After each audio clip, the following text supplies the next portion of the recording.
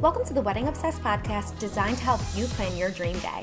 I'm your host, Adriana, and each week I'm joined by the wedding industry's top professionals, celebs, influencers, and friends who share tips, trends, advice, and mistakes they've made so you don't have to. This is the Pre Nup podcast. If you've been putting off writing your vows, you're going to want to strap in and listen up. Tanya Pushkine, aka the Vow Whisperer, is on today's episode, and she's divulging what takes vows from generic and plain to personal, unique, special, memorable. Don't you want to see your fiance crying ugly tears at the altar? Of course you do. Follow Tanya's advice and it's pretty much a guarantee. I know you're going to find this episode as valuable as I did, and it's really going to give you the kick in the ass to start writing those vows. And so I am very pleased to present Tanya Pushkine, aka the Vow Whisperer. Tanya, I'm very happy to have you here today for many reasons, but why I'm most excited is because we're going to be discussing something that gets overlooked very often. And it's not just the important thing, it is the thing when it comes to wedding. And of course, I'm talking about ceremonies, but more specifically, wedding vows. And who better to talk about wedding vows with than the Vow Whisperer herself? Thank you. That's so sweet. Hi, I'm happy to be here. Very happy to have you. So I actually was thinking about you last week because I did a podcast with the wedding stylist, Joy Proctor, who is renowned. She's like one of the top stylists in the world. For anyone who doesn't know, she does some of the most elite high-end weddings.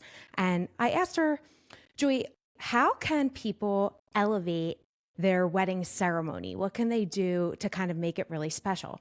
And her answer really surprised me because I thought she was going to say something like, have floating candles from every orifice and something, really elaborate. Yeah. And instead she said, lean into the romance. I think so many people now forget about the aspect of romance, and they forget why we're here because two people fell in love. Right. And right. It made me think of you right away. So do you think in an attempt for planning a perfect wedding, quote unquote perfect, people are really losing sight of the romance of the ceremony and the reason that we're at the wedding? Very much so. And I love what you're saying because you get it. You get it, and not everybody does. I think couples get so lost in exactly what you were saying. It's this myth of perfection. Yeah. It's everything has to be Instagrammable perfect. And anything less is a failure. And it's interesting, as I did an Instagram story maybe 5 months ago about my son's wedding in LA and how nothing was perfect. And in the end, it was the most beautiful wedding I'd ever seen because they were not seeking perfection. And what a difference it makes. And I am able, when I work with my couples, they come to me not because they're not seeking perfection, but they know the importance of the ceremony. If they come to me and they say, the ceremony's, we just want to get it over with, they're not going to work well with me because it is the most important part. It's not only the most important part, it's the start of the celebration, the next 6-7 hours, whatever it is. But even more than that, it's the start of your wedding, of your marriage, sorry. Yes. It's the beginning of your marriage. It is why we're all there. Yes. Exactly. Let's go back to the raw, basic fact. You fell in love. Look where you are right now. And let's make these next 30 minutes the most magical, memorable moment of the entire day. Because it is.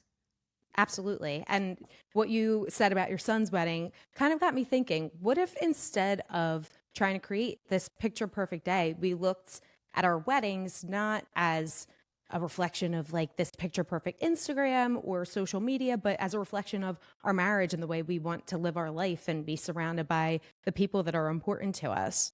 Right. Exactly. Yes. And, the people who most couples drive themselves insane. Oh, yeah. Insane. They do. It's really unfortunate. So my goal today for our listeners is to give them some really great tangible tips to take with them in writing their vows and creating just a very special, personal, memorable ceremony. But before we do that, I just want to get into a segment that we call our cocktail hour. And that's just for any of our listeners to get to know you if they don't know you already.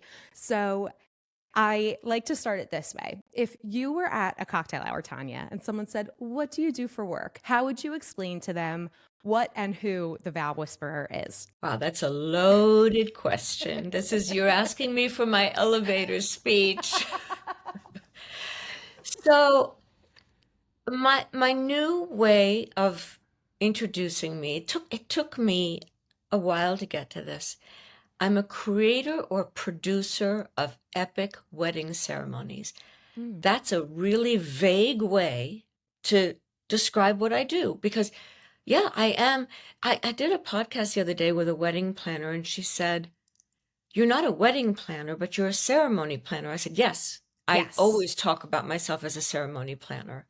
Absolutely. So, yeah, Love it. that's it. So, when did you kind of realize the need for this kind of service? What was the impetus for starting the Vow Whisperer? It's interesting because when I started this, I had no competition, which is 3.5 years ago. And I now, there are quite a few people out there, but no one is doing my method. How did I get involved in this? I came from the corporate world. Originally, I was an actress. I had an amazing 10-year career, which I'll talk about how that plays into what I do now. Yes. Then I joined the corporate world. I ran public relations and corporate philanthropy for fashion and beauty brands. And then I got remarried myself 4 years ago. And Congratulations. thank you. And we had no idea what we were doing. I wasn't Mm. in the wedding world. I was so far removed from this. And we both said, "Hey, let's write our own vows." But we didn't do anything that I now do with my couples, nothing at all. In Okay. fact, it was not what I would recommend, but it turned out amazing. And then I wrote the ceremony, which my daughter officiated. And Oh, yeah, it was really sweet. that's really special. And it was at the wedding that it was covered by the New York Times. It was one of those featured, like every week they do one big vow story. Yes. And so we were the story, and the writer came to the wedding along with the New York Times photographer. And afterwards, she came up to me and she said, "Look, I know, you're a big shot in the corporate world, whatever, but there is something out here for you. It's in the wedding world. Think about this amazing ceremony that you just put on. You need to do something in the wedding world." And so it was a week later, I had lunch with one of the guests, Uh-huh. and I was just going back and forth, like, what about if I quit my big, glamorous corporate job and, I don't know, help couples with their vows? And he was the one who said, "Ah, you're the vow whisperer." Oh my gosh, that's Um, great. that's how it started. And I came home and, like, I don't know, a couple of days later, I got the URL. And then I had drinks with this editor-in-chief of a big women's magazine because I used to be in that world with PR. And she said, Sure. "Get your Instagram handle now." I said, "Instagram? I just post pictures of the pasta I made last night. What do you mean?" So honestly, I had no idea what I was doing. I Right. started this without a plan, without a strategy, just a crazy idea. And yeah, that's how it started. And when I say I have competition now, it's not exactly in the method that I do, but there are a lot of people out there helping people with vows. That, And yeah. it's I laugh at myself because I say this almost every episode, and I like to interview wedding planners and people who kind of do the same thing I do because I do believe that rising tides raise all ships, but I think that the difference is you and the personal touch that you put on. You said, you didn't really follow your method when you were doing your vows, but that's the common factor that you kind of have this special gift that people can align with, and that that makes all the difference. So I want to highlight some of those things today. So we'll get into the main event right now. So the first question I have for you, what's one of the biggest mistakes you see couples make either when beginning to write their vows or beginning to meet with you? I don't know if they're making big mistakes, to be Okay. honest. I Okay. think I think when they're meeting with me, they don't know what to expect, even though I explain the process over and over again. Sometimes they still question, well, wait, I'm not quite following, but we figure it out very quickly. I don't think they're making mistakes. I think when they come to me, they're rectifying the mistake of not thinking about the ceremony or the vows, but when they've Sure. come to me, they're ready to do this. Yeah. They are. So I'm not quite sure. I'm not answering your question No, properly. that's okay. That's a good answer to the question because, you're dealing with people who are like taking it serious. And I Yes. guess those people, they're already a step ahead because a Right. lot of people don't really realize they'll say, oh, we'll just kind of do a general canned vows because it's either easier or maybe they are a little fearful of being vulnerable. Do you ever notice that in Oh, couples? okay, that's huge. Yeah, And okay, so there are a couple of things. One is the fear of public speaking. sure. That's massive. It's scary. Believe it or not, the fear of public speaking comes before the fear of drowning or the fear of being in a fire. Is that true? Yes. Isn't that crazy? Why are we so scared of public speaking? I wonder what the science is behind that. I don't know. I've never been scared of it. I mean, I was an actor, so I'm Sure. fine, I'm fine doing this, but a lot of people are petrified. But when they are, and they tell me that, and I see sometimes the fear cannot be conquered. Sure. I get people a lot less nervous, ready, confident. We work through their fears all the time. But if it's paralyzing, I will suggest to the couple or the person, sometimes I don't work with both people, sometimes just one. Okay. I'll suggest, well, why don't you do your vows at the first look? Or write a letter to each other instead. You don't have to do this publicly. It's interesting that you say that because I think there's all different types of fears of public speaking. But, you mentioned earlier when you started the Vow Whisperer, you kind of had to get on Instagram. And I kind of was the same way with the Pre Nup. I was like, I don't do this. I'm not someone who really posts their life. I don't know where to get started. Right. And I was so afraid of people I know seeing what I was saying. The strangers, I didn't care. But then once my friends and family started seeing it, I was so self-conscious. So I wonder if there's something about, being vulnerable with like the people you care about more. I don't know. Just an interesting thought. You're basically, I hate to say that, use this word, but you're naked up there.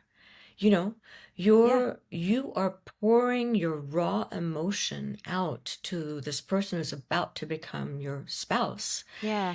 And that can be intimidating. It can be really scary. It can be all kinds of, some people are totally fine with it, ready to do it, and other people, we have to work through it. But yes, you're exposing your vulnerability, but I think it's to friends, it's to family, it's to strangers, it's the whole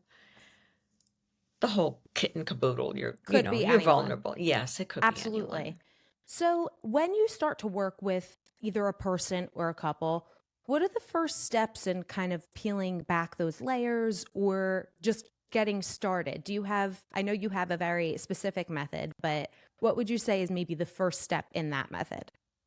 Well, what's important to know is that I work separately with people. I don't work with a couple together because the vows really should be a surprise. Yeah, I agree. So I, make them promise me truly not to discuss. And each person is different from the other. Sometimes one needs a lot more help than the other. Sometimes only one will hire me and not the other because they feel really good at what they're doing. Sure.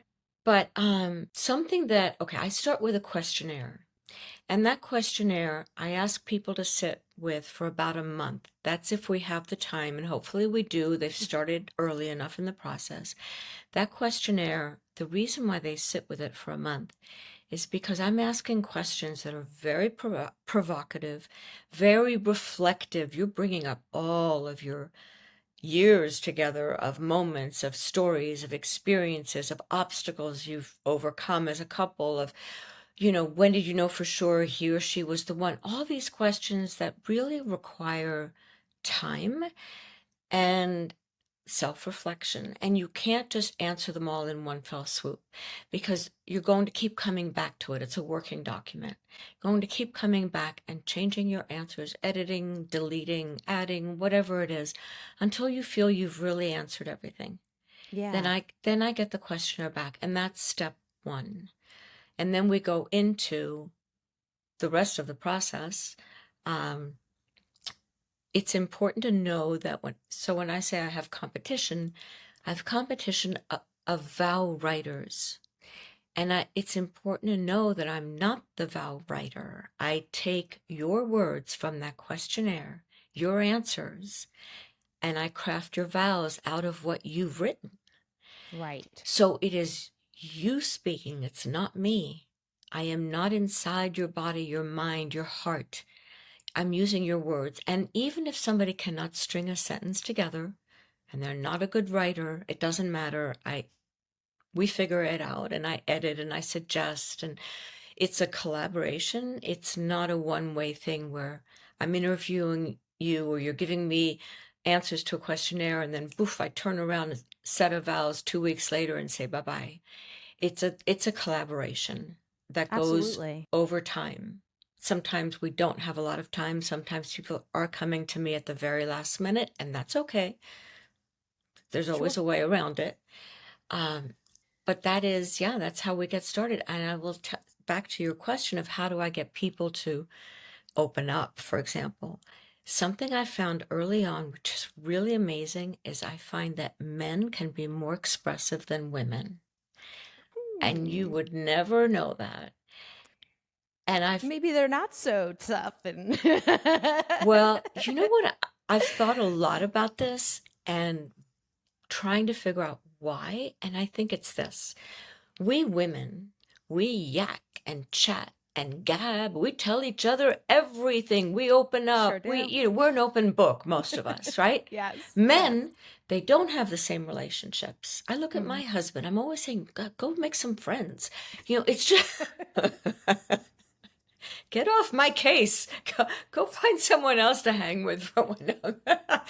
But so they don't have the same closeness, or some of them do, of course. Sure. But the majority of them have a harder time really getting emotionally deep with another man. Yeah. Yeah. Here I am, and the faucet gets opened. Here they're given the opportunity to just say and write everything that they're thinking and they're feeling. And I'm an outlet. That questionnaire is an outlet for all of this stuff. And sometimes I'm just blown away by what they write. Yeah. Oh, I bet. And part of working with you, it's layered because you immediately, like, we've only spoken over FaceTime and now, but you do have an energy that allows people to be comfortable. Like, you can tell that you're genuine, and it's easy to speak with someone candidly. Like, I could probably tell you my whole life story right now and feel no qualms about it, and my deepest darkest secrets would probably be safe with you. Like, that's what you give. Thank you for saying that. And I'll tell you that in all of my reviews, that's the one constant comment is, thank you for being so calm. Thank you for taking care of us. And I hear from wedding planners when I'm officiating a wedding, it's thank you for taking such good care of them. And it's something that I don't work at it. It's something that just comes to me. Yeah. I don't know if it's a motherly instinct. I don't know what it is, but I establish a really sincere, very genuine relationship with every single person, unless we really don't vibe together, and that Of happens. course. And It's not always perfect. that happens. Yeah, but for the most part, it's a very intimate process working on the vows. Very Uh, intimate. Absolutely. And, Yeah. something you said even about maybe competition who would just write something. It goes for either, let's say you're writing your own vows or someone's writing them for you. You could write the most beautiful, perfect, lovely thing in the world. But if it's lacking that emotion and that genuine nature and, that memorable, loving, heartfelt truth, then it's not going to translate well. And it kind of goes back to what Joy said to me and what you and I were talking about. It sets the tone for the entire wedding and your entire marriage. So having a service like yours that can really compile the emotions in a concrete way instead of, just saying what maybe you think you should say, like, Right. I'll always be there for you Right. and I'll Right. do this or that. Well, what are you promising not only today, but for the rest of your life? Like, can you wake up every morning and read your vows and commit to those? Exactly. Exactly.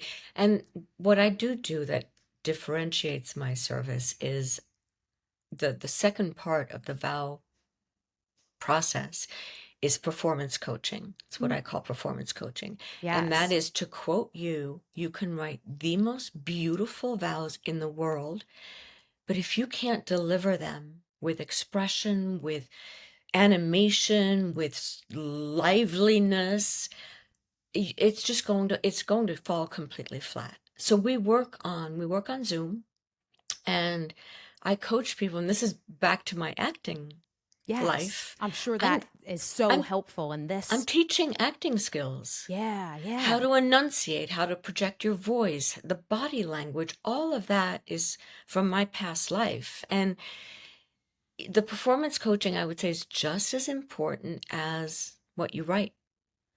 Absolutely. That's something that I was actually going to ask you also, because, again, you could write the most beautiful thing, but if you can't recite it, then it's really no good. So, Right. do you have anything, maybe one tip or something that you think is really important that you could tell people that would be helpful when you're up there? I know there's so many things and it's so layered, but do you have something that's like a favorite that you could share?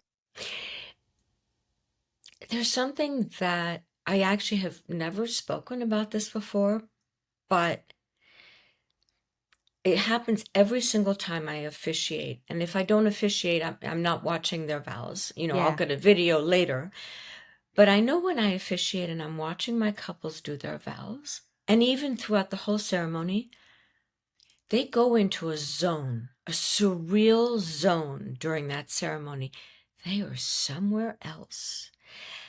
Every once in a while, a couple will be so incredibly present and really in the moment, but that's rare. I know I wasn't in the moment Sure. at I mean, I was in the moment, but I wasn't really. It's a weird zone. And so Yeah. my biggest tip of standing up there saying your vows is be as present as you can.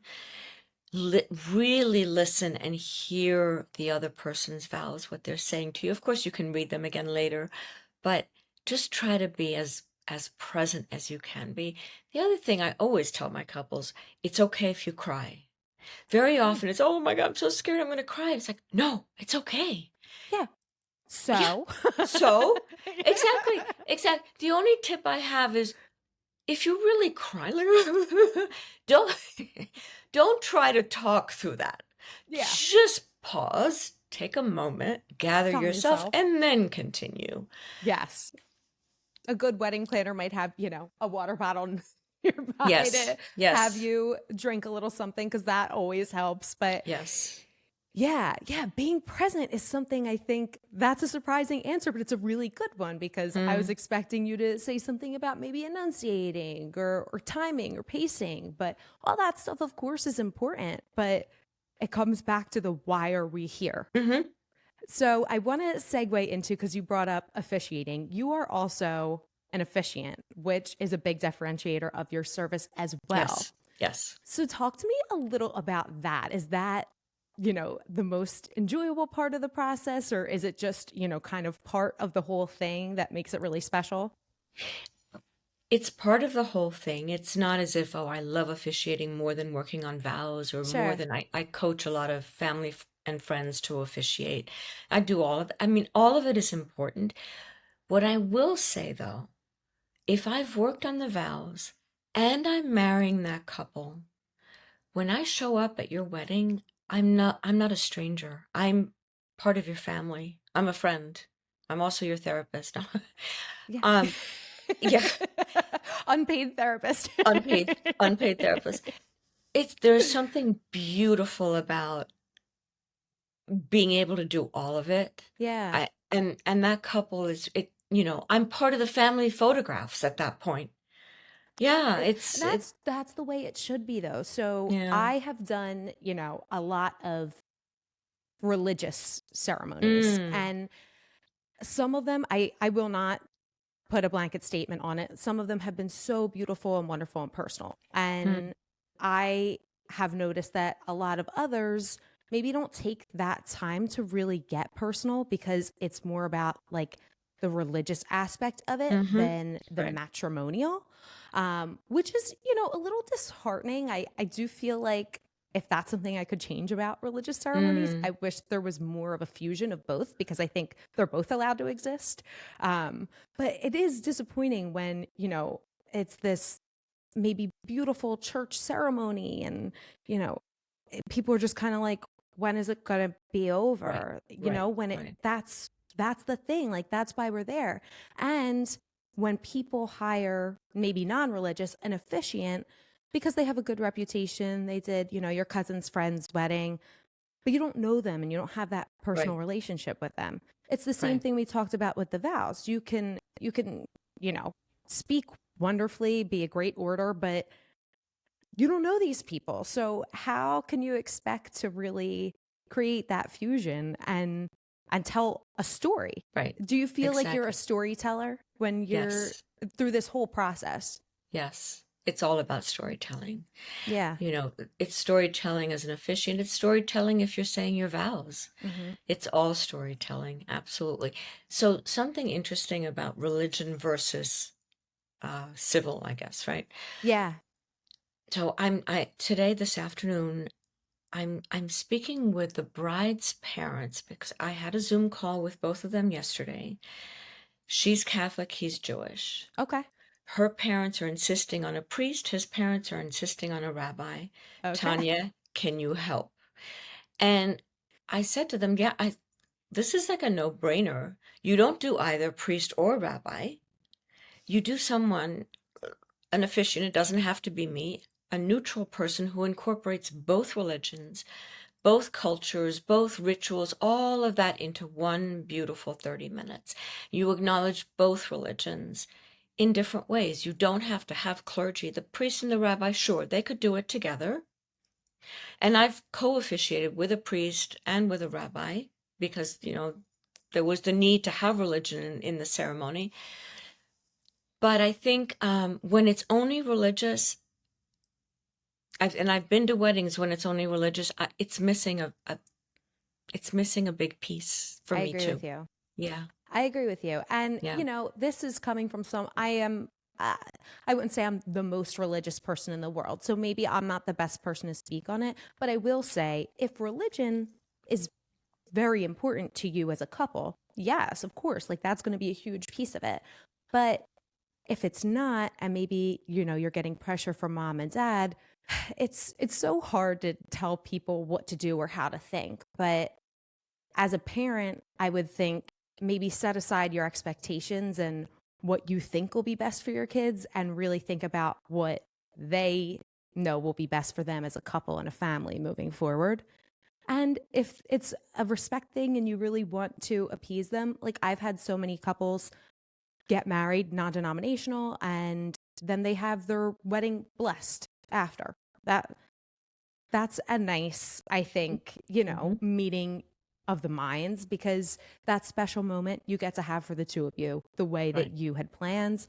And then maybe, you could please mom or dad if that's your choice by having it blessed. So you're right. I do think that there's a missing aspect. And I believe it's because you're just regurgitating things in that ceremony. You're not, Right. there's Right. no personality in it, unfortunately. I know. I know.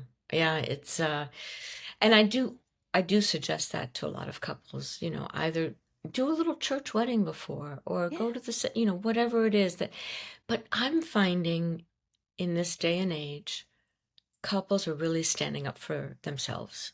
They're no longer, they don't want to do mommy and daddy's wedding. They Right. don't want to do the same that they are strong people.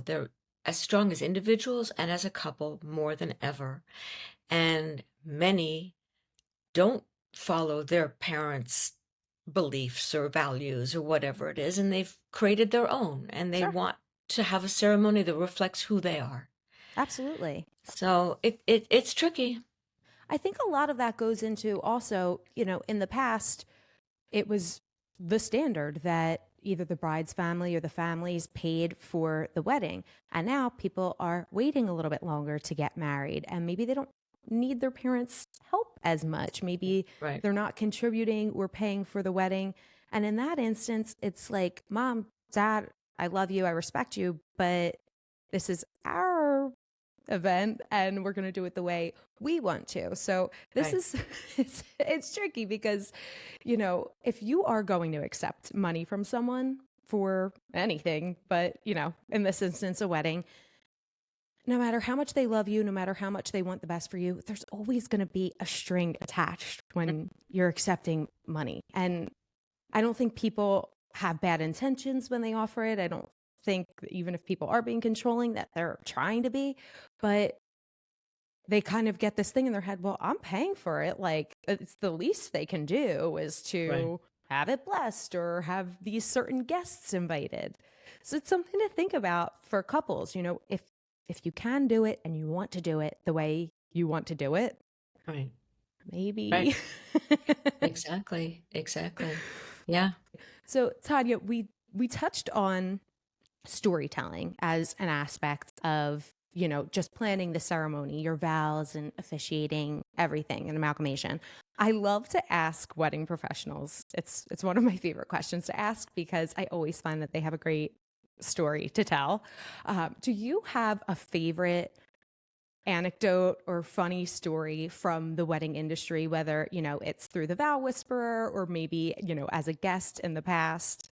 A funny story.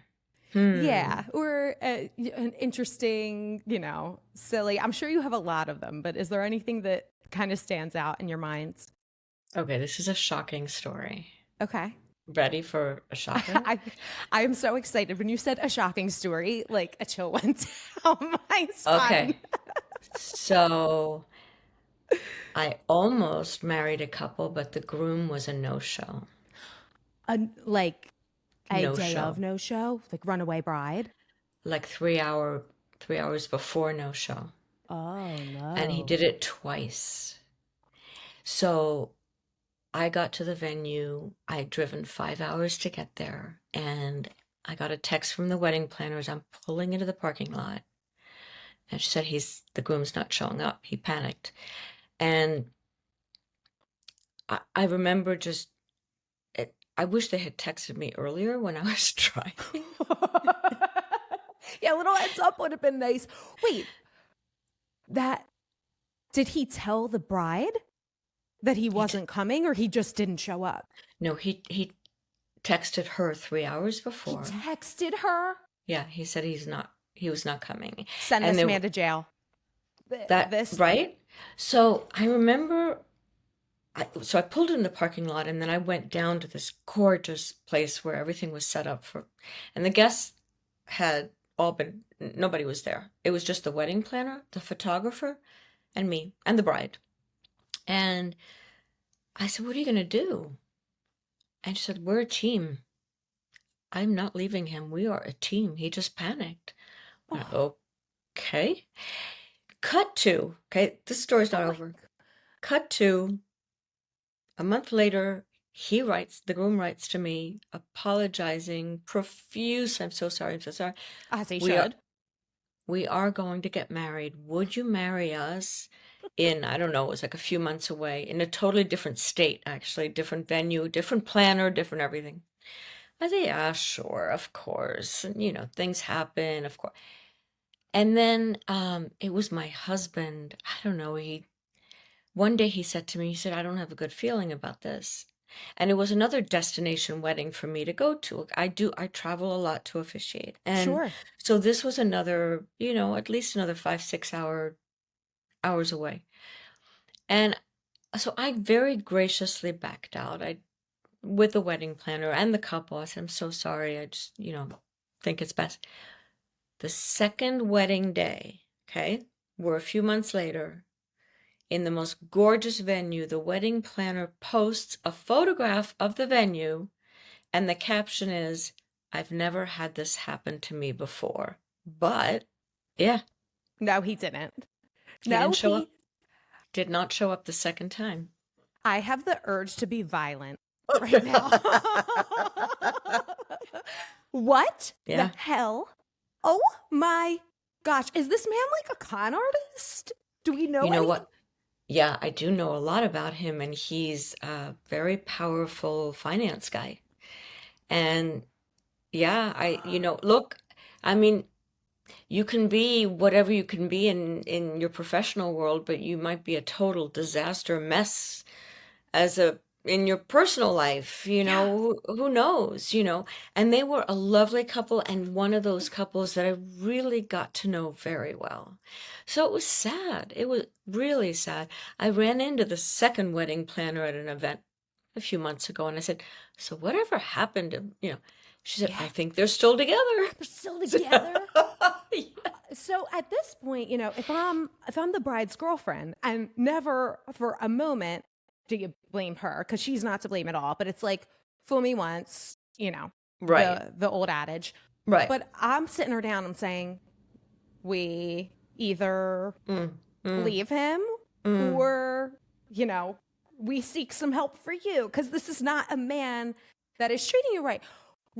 Do you know how long they had been together before Okay, so getting engaged? this story gets even better. Oh my So I did not know this. It was my husband, and that's why he said to me, "I don't have a good feeling about this." He Googled them, Mhm. and he found that they had been married 10 years ago and gotten divorced. I'm sorry, what? What is Yeah. going on? I know, right? So you asked me for a story. I gave you one. Yeah, you certainly delivered. I will say that. Holy hell. Yeah. I mean, gosh, you wish the best for everyone, but like, these two belong apart. Not everyone should be together. I know. Divorce. You never hear about things like this, right? Unless it's like Love is Blind. Love is Yes. blind. You say no at the altar, sure. But yeah, right. I simply cannot imagine, even if it's the day before the wedding, that is terrible. I'm sure people would say, like, that's one of the worst things I've ever heard. But it's still better than, just not showing up and Right. never explaining. Like, imagine just ghosting your fiance. That's what it is. It's Yeah. really sad. It's really I know. sad. However, for the people who want to get married and are Yes. happy, Let's to get just- back to that. Yes, because it's fun to talk about these anecdotes, as sad as it is, but I believe everything happens for a reason, and people are meant to marry who they're meant to marry. I want to Yeah. play a little game with you, Tanya. We'll lighten Okay. the mood a little bit. Okay. And the game is made specially for you. It's called I Do or I Don't. And Okay. it is wedding ceremony edition. So are you ready? Yes. Okay.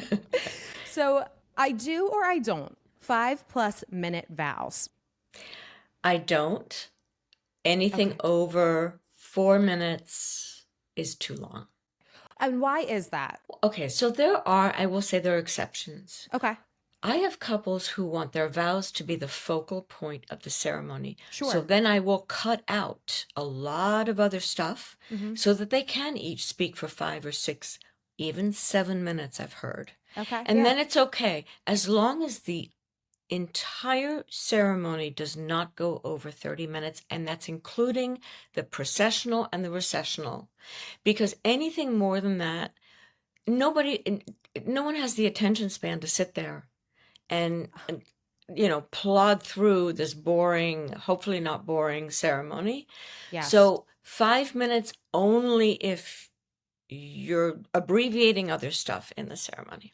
You are speaking my language, Tanya, because Good. you lose people. Like, Yes. people, we have short attention spans, unfortunately. And, I know. even if you're saying a really fabulous set of vows, people are not going to listen for that long. Nope. Like, write a letter if you have more to Yep. say. Exactly. And I have suggested that sometimes I have journalists or writers, authors who need my help. They can write what they write, Yeah. but they can't write their own vows. It's Yeah. it's very funny. Isn't that And interesting? it is interesting. I mean, I just married recently an editor-in-chief of a major publication, and he had a lot of trouble with his vows. Really? Yeah. But what's interesting is I have had couples where either one or both are authors, and they do end up writing beautiful, beautiful words. Mhm. So I have, and sometimes much too much, thousands of words. So I then have said, let's find the 500-word sweet spot, do that publicly, and the rest goes in a letter. Sure. Yeah. Sure. Absolutely. What's that quote? I forget who said it, but I would have written you a short note, but I didn't have the time. I've never heard that before. I love it. Said it, but it's true. Like, it takes a lot of work and talent and dedication to condense, Yes. the emotion in a short amount of time. So, okay. Next, I do or I don't. Reading vows off the phone. Oh God, no. Please no. Please no, no, no. And that's no to the vows, no to the ceremony. As an officiant, I've also seen doing it off a phone or an iPad. I don't even like the speeches at the wedding. I was going to say, that's the other thing. Speeches and toasts, no, not off a phone. No, no. no. You give it to me. I'll write it for you. I don't care. Exactly. Have a piece of paper. Piece of paper, a vow book, index cards, anything but a phone. Anything but a phone. I agree with you. Yep. Or if you really are like running short of time, like put the phone in the vow book. Like make it so discreet. You should not see the phone ever. Right. Exactly. Okay. I do or I don't. Winging it. Just going off the cuff. And I know your answer to this, but can you explain to people why this is just 9 times out of 10 not going to work? I mean, sometimes it does work, but no, I don't think it's a good idea. And I have had, sometimes I work with both people and one of them is just not coming through, and it's literally the night before. I've written something on the back of a napkin and it's like, dude, why? Or whatever, why do this to yourself? Totally. No, why wing it? Put time in, make this a priority. Yes. And it does not have to, you don't have to hire me or somebody else. You can do it 3 days before or 6 weeks before, whatever, but put the time in. Yes. Don't wing it. I have to tell you a funny story. So of all my experience, and every time I tell couples and maids and matrons of honor and best man, like, focus on the speech, like really practice. It's a great honor. It's very important. So of course, it's like, do as I say, not as I do. So it's my best friend's wedding, and we had been planning it like forever. And I had a lot of other things that I felt were priorities on my plate, but I did write, a speech. So we get to the reception and I realized that I don't have it. So I'm like, well, so my husband's like, where is your speech? I'm like, I'm just gonna get up there. And he's like, no. So I like jot something down. I get up there and completely black out. Really? Yes. And I'm like, gosh, I did not think I was capable of this. Like, it's so essential. Like, even if, and I'm not by any stretch, a public speaking expert or a speech expert, but I know what it takes to get up and do a speech. I mean, I see it constantly, and I've seen flops, and I was the flop. I was the flop. Unfortunately, I have an amazing best friend. Her husband's amazing, and they love me unconditionally, and I kept it short. But yeah, it was just like, where am I? What am I doing? I never thought it could be me, but it could be anyone. You have to prepare. You have to prepare. And I think the practicing part is actually the most important. It's all about practicing. Mm-hmm. Practice. And if you haven't practiced and you're winging it and you don't really, the other thing is that, when you're winging it, and let's say your spouse to be has not winged it and has really prepared, and, here is this beautiful rendition of their vows, and then the other person is like speaking for 30 seconds, like, hey, I love you, can't wait to be your husband, or your, whatever it is, winging it just doesn't work. Yeah, it feels like, oh, I put on all this time and effort, and maybe you didn't care as much. That's what it feels like, even if it's not true. Right. Yeah, exactly. Yeah. All right, Tanya. So, next one. A practical joke during vows. I do or I don't. I don't. I don't This either. is not the time. No, No, no, no, it's not a time. And for speeches also, it's not.